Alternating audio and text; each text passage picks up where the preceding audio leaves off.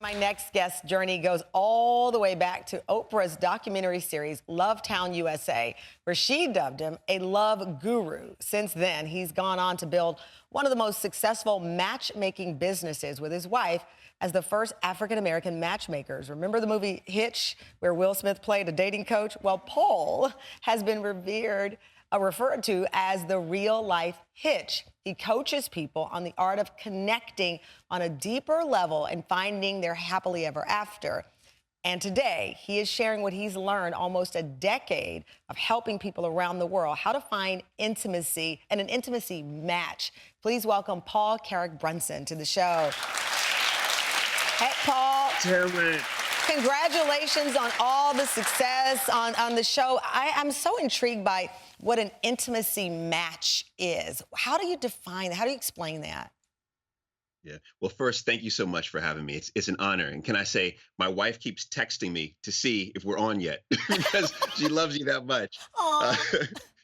Yeah. So thank you so much. But here's the thing. An intimacy match is something that I look at as much deeper than just simply a physical connection. An intimacy match is about finding your best friend. And while I don't believe marriage is for everyone, I do believe we're not meant to do life alone. And that's where an intimacy match comes in. I say that all the time. First of all, I always tell all my girlfriends who are single right now, I'm like, first of all, you should be able to say you want to be in a relationship. That doesn't mean you want to be married. And if you're single, ask everybody who has a cousin, a friend. I don't understand it. I'm like, I'll go to dinner like, do you know anybody?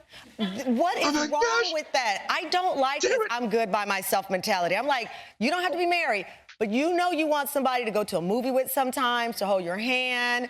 And there's nothing wrong with saying that. There's nothing wrong. Thank you. Thank you. I think that we have to be intentional about all things we want. Right. And if we want to be in a relationship, which we all do, right? We all want to be loved. We all want to be affirmed. You have to go after it proactively. So yes, absolutely. I am the shy girl syndrome. Leave it. Go and ask. And right now, if you're single and you have any friends, coworkers, ask them if they know somebody. Because I do think, don't just go crazy with it. Still, but not every day. But open yourself up.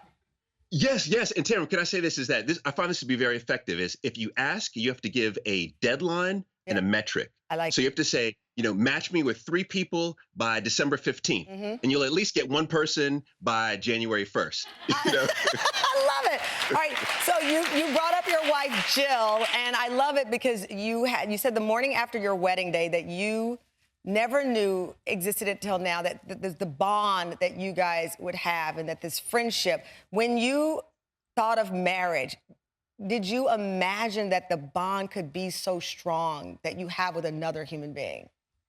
No, not at all. Not at all. I say that truly, my wife makes life better in every way. In every way. We've been, there's the photo there. That photo was taken the day after our wedding by my wife's brother.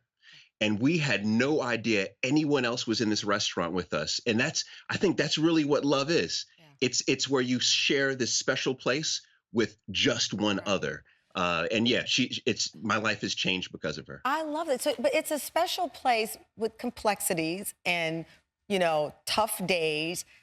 Do you think we put too much emphasis on intimacy? So no, I don't. I don't, because intimacy to me is that special bridge, right? And there's many forms of intimacy. There's physical intimacy. A lot of people talk about that, but there's also spiritual intimacy. There's intellectual intimacy. And intimacy allows not just the closeness, but it allows us to be fully vulnerable. And that's truly what we all want to be. We want to be vulnerable and accepted for who we actually are. Paul, we're putting you to work. We have a dilemma from one of our Tam Fam members, Meghan Wainwright. Let's play it. Hi, Paul. My name is Meghan, and I need your help. Earlier in the year, I went through a breakup, and I ended up taking the summer to really evaluate my life and what I wanted. We'd been dating 2 years. I thought everything was going great. We were making paella, having a fun night, and then all of a sudden, I found myself broken up with. I decided to make the move from Chicago to Toronto. And before I did, I met this really amazing guy and we really hit it off. The only problem is I've been having these intimacy and avoidant issues because I'm scared of getting into something new. I just traveled over 1,000 miles from Chicago to Toronto to see this guy. I'm at his apartment right now, and I'm worried that my intimacy issues are going to ruin this. And I really need some advice on how to fix this. Meghan is here with us. Okay, Meghan, my heart was racing watching that clip because you were at his home and you were taping that? Yes. What did he think you were doing? He was in the other room and he was like, can I help with the lighting? Can I get you a water? Are you nervous? How are you feeling? And I was like, this is crazy. Who reacts like that as I'm talking about a breakup and my intimacy issues with this current relationship? Oh, so this new guy was so sweet. He heard your story. You've described him as an angel, but you can't let your guard down around this new angel. Mm-hmm. It's been really hard to let my guard down, I think, because I've been hurt in the past and because I've just done so much work to work on myself and grow this new life that I'm really protective of that. And the thought of getting into a new relationship, it's kind of letting control over that and just kind of trusting my gut and jumping right into that, not knowing how it's going to work out. That's really scary. It is scary. And Paul, you say that this is something a lot of people experience. What is the key to releasing the fear and opening yourself back up for a true love connection? Yeah, this is definitely something that many of us experience. Meghan, you have to think of your vulnerability because I want you to prepare to give away your vulnerability, okay? But think of it like Halloween treats, like Halloween candy, right? You don't want to give the whole bowl away. No one wants to do that, right? You just want to give one treat at a time. So you want to open up, share one thing that you value, one thing that you believe in, and then you wait and see how is that received? Has it been affirmed, right? And if it is affirmed, then you give another treat, right? And what you'll notice is that a great relationship and how a great relationship is built, it's like tennis, right? You share something, it's affirmed. He'll share something, you affirm it. Back and forth, back and forth. That's how you get to a place of ultimate vulnerability. I love that. I love that. Because it becomes a fair exchange and no one feels robbed. You're both going back and forth on that. You talk about, Paul, something called essentials versus non-essentials when you're increasing intimacy. What does that mean? Yeah, so a lot of us with the non-essentials get caught up in things like social status. Like I literally hear people say, I want to know how many Instagram followers they have before I date them. I mean, it's crazy out here on these streets. You know what I mean?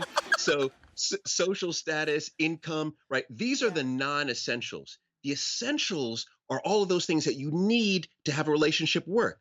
Acceptance, shared values, right? Mutual respect for each other. Once you focus on the essentials, you'll notice that you have a much stronger relationship. I like that too, Paul, because one of the things that always turns me off is when people ask immediately what you do. Even in social settings, like, hi, what do you do? And I've had people not even ask a name before asking what someone does. And that strikes me as so, it always made me uncomfortable to see that and hear it. Even on dating profiles, what do you do? It's like, I'd rather, who are you? Absolutely. And what we could all do is before we get into the relationship, we have to work on ourselves. Because I say the best time to prepare for a marriage is before you get married, right? So what you want to do is you want to focus on what are your values? So for example, Meghan, have you sat down and thought and written out what your values are yet? I have. And what's funny is a lot of the things I had articulated I wanted to find and matter to me, I have found.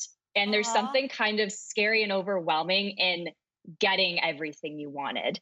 And it's a little unsettling, actually, which I was really surprised by.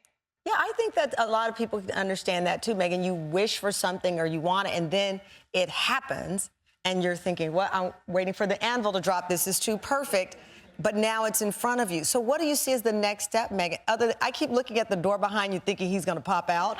That's me and my nature. But what do you're on national television now, and you're live, so he sees you. What do you hope is the next step for y'all? I think the next step is a relationship. We're going out on a very romantic dinner tonight. So maybe it's the time to just take that leap. and jump into it and just kind of put my fears aside because it's a good thing. I like that. So you're going on a romantic dinner tonight, and you're currently where?